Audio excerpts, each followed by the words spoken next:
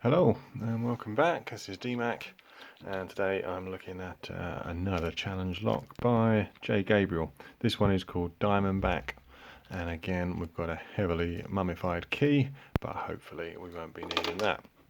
They've got some engraving on the front there, and we've got a nice little diamondback rattlesnake tail coming out of the keyway, engraved. You can see just there.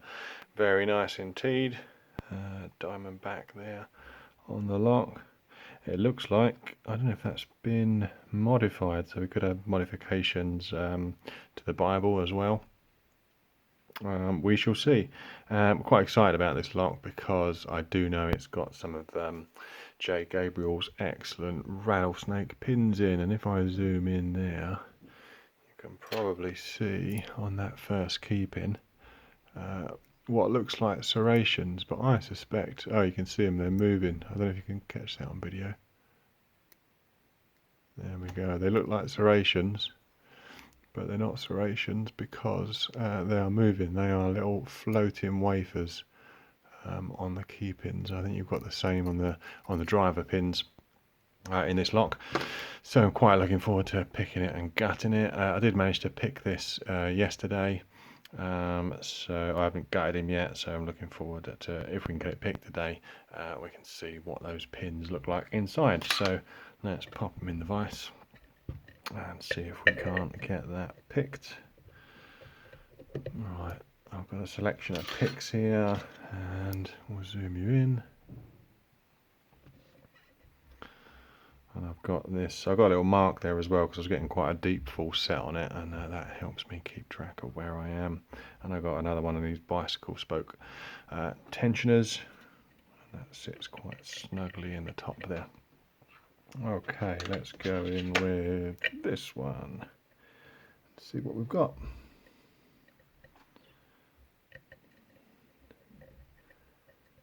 There's a couple of clicks at the back, I think. Just double check what pins we got. One. Feels like 6. Yeah, 6 pins. Okay. So as I click on 5, I think.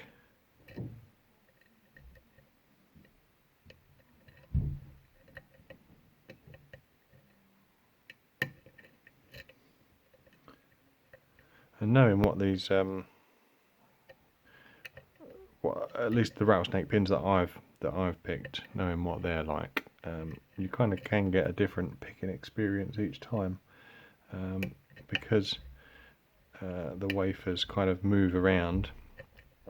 It can cause it to behave differently each time you pick it. We've got a slight full set there, deeper full set. You can just see on that mark there.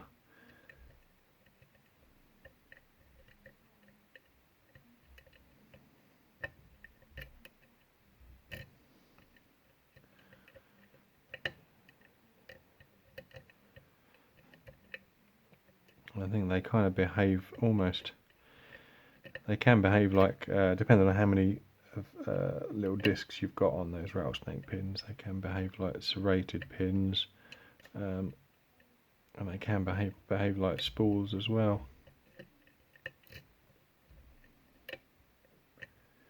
So I'm getting lots of very small clicks, almost feels like light serrations.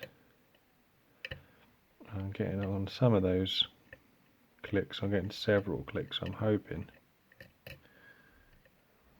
We've just got to sort of slowly nudge these pins up. I've not got heavy tension, I've got quite light tension on this.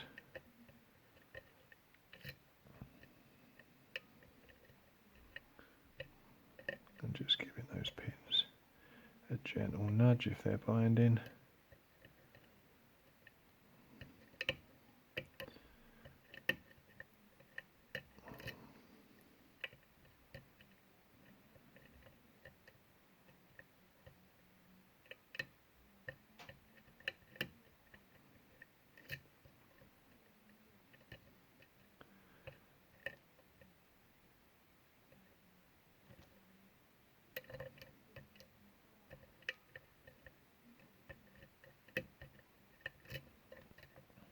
I've been watching a lot of J.Gabriel's videos, so I'm quite...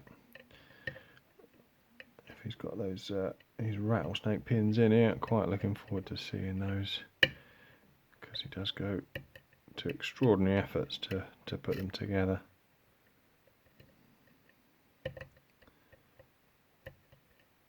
When it comes to putting a cap on the pins to stop those wafers kind of coming off the pin, I just kind of put a bit of super glue on, or I've used a ball peen hammer just to fold over the end to stop them coming off. But I know that Jason uses a tap and die set, and puts an actual thread onto the shaft of the pin, and then I think glues or thread lockers the caps on, which is very fine work, because you're talking about, the diameter is maybe 1mm, I think, of the pin itself. I just let off a bit of tension there, and we got a bigger full set, so I don't know if I was slightly overset on something.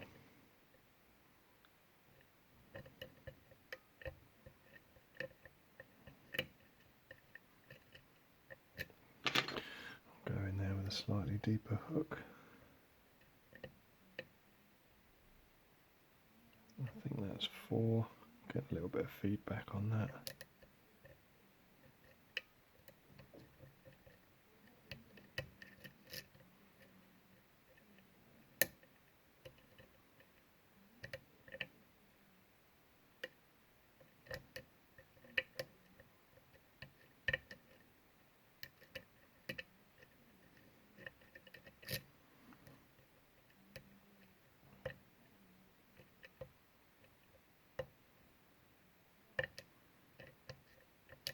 I imagine as well, if this has got what it looked on that first key pin anyway, that it looked like they've got the rattlesnake wafers on it as well. I imagine they're quite prone to overset, particularly if there's thread in the Bible. That's going to cause us problems.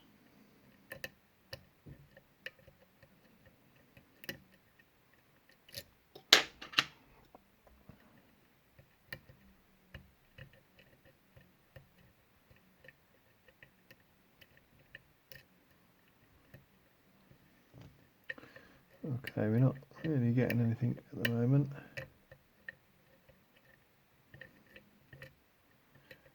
Not sure what we're hung up on.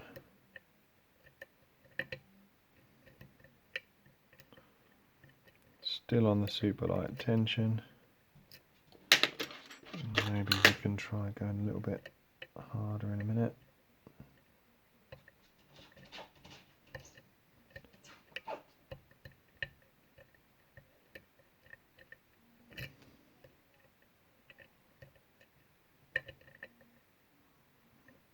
It was 3 or 4. It almost feels like counter rotation. I'm going to manually rotate it back.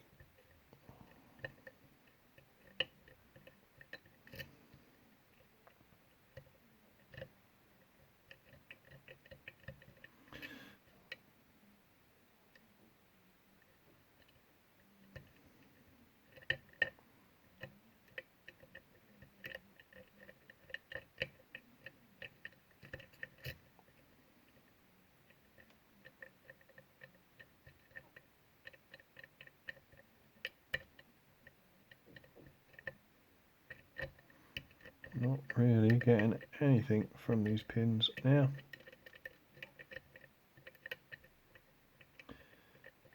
So I'm just giving them a bounce with some manual counter rotation, just in case something's stuck. And we've got a little click there. Still no open though.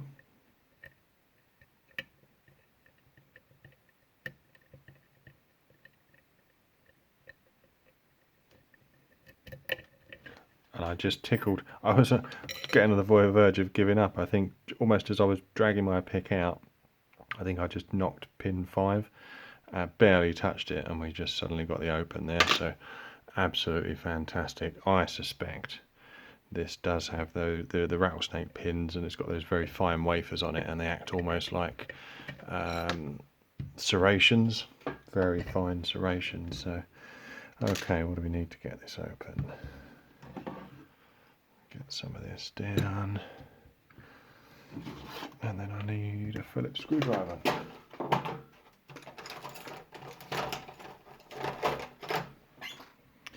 And we've got the key for this one, but I'm going to leave him mummified. Just carefully gut him.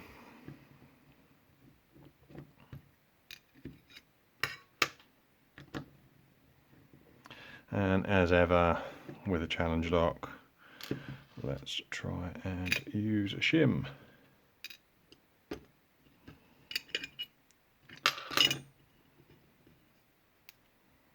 Particularly because, yeah, this has got on the plug, it's got that little step, and my follow-up is completely flat, so we're going to have a slight gap there that pins could fall into. So I am going to need to make sure he's well and truly shimmed.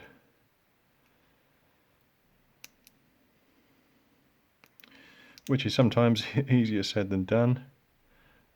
That seems to have gone in all the way, I think. Yeah, that's all the way through. Just wanted to double check there. Okay, pins on this side. Always the exciting bit, isn't it? And there we go, we're through. And we'll just lose that shim, and we can have a look what we've got here. Yeah, definitely some interesting pins in there. So, sorry, you're not in focus there. Some interesting pins going on. I'm going to dump all of these out, and then we can have a look at what we've got.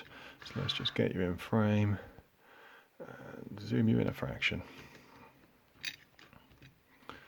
Okay, so 6 pins. It looks like number 3 is a 0 lift, so that would have, there you go, 0 lift there on 3. That would have caused us problems. And as suspected in 1, we've got rattlesnake in 1 and 3 and 4.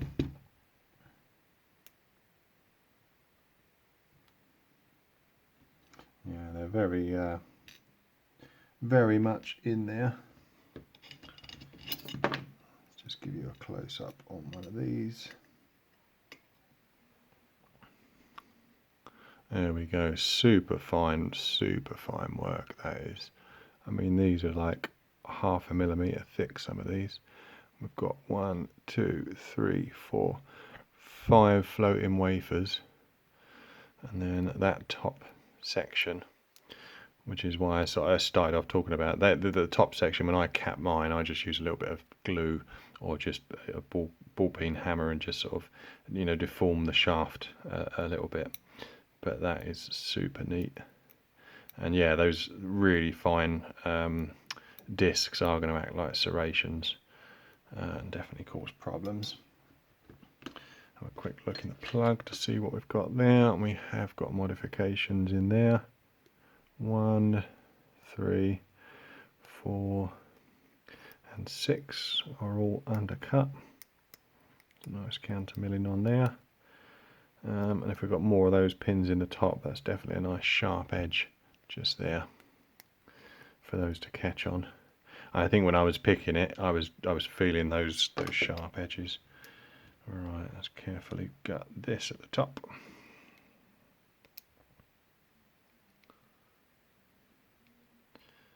And make sure I get these around the right way. Rattlesnake in 1, standard in 2, very short standard in 3, because that was the 0 lift, if you remember, number 3. So it doesn't really need anything too dramatic up top. And we've got a rattlesnake in 6, and wow, that has got a lot of those discs on it. Standard in 5, and another rattler in 4. Have a quick look in here. It's a bit dark for you to see. I just wondered if there's some work in there. I think there might be, you know. Let's take out these springs and we can have a proper look at the core. I just want to make sure I don't muck up the order at all. Oh, it looks like a different spring in 3, different spring in 4.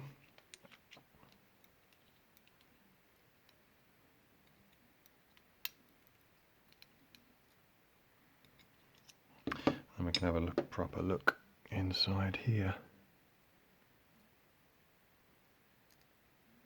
I can feel it. It feels like light serrations, but I can't actually see any. It may just be milling marks from when the actual Bible chambers were formed, rather than actual threading in there. Okay, let's get a close-up on these pins because they're beautiful.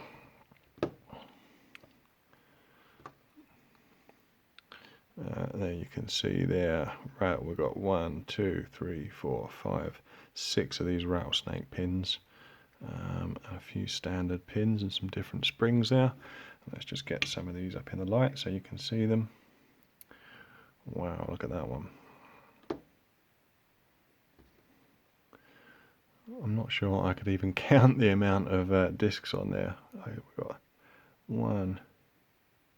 I think actually there's less discs than there appear to be because I think they're actually serrated as well. So that one there that I've got looks to be a serrated disc. So we've got 1, 2, 3, 4, 5. Oh, lost count. I think there must be about 10 on there. That's absolutely incredible work. And I think this is all based around a nail.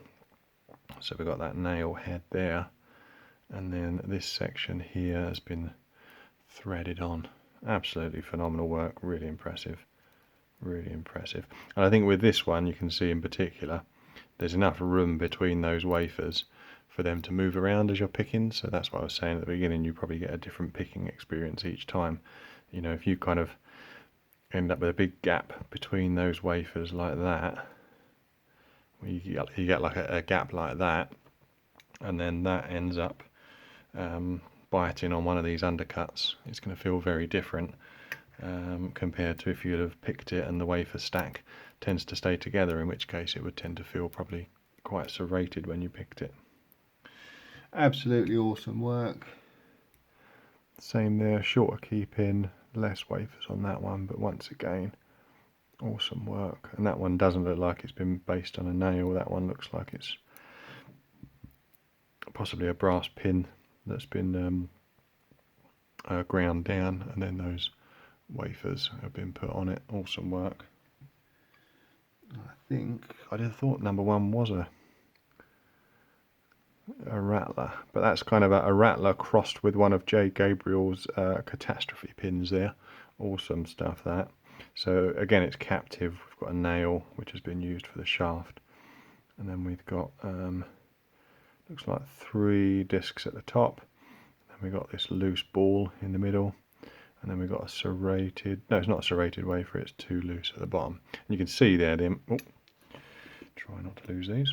You can see there the amount of movement because of the gaps that have been put into this, the amount of movement that you get on these. And again, if they, you know, if like 2 of those discs get caught up on the counter milling in the plug, that's going to give you some real problems. Excellent work, really impressed, fantastic. Certainly blows my pins out of the water, and I'm impressed that I managed to get it picked. Some really good work there, absolutely fantastic. Appreciate you sending these locks to me, Jason. Give me the chance to pick them and see your fine work up close, and I'll put these into circulation here in England, and to give other pickers the chance to experience these beautiful pins. Anyway, thanks a lot for watching. I will leave a little link up there to subscribe so you can see more content like this in the future. And yeah, thanks for the chance again to let me pick your diamondback lock. Stay safe, everyone. Thanks for watching, and bye for now.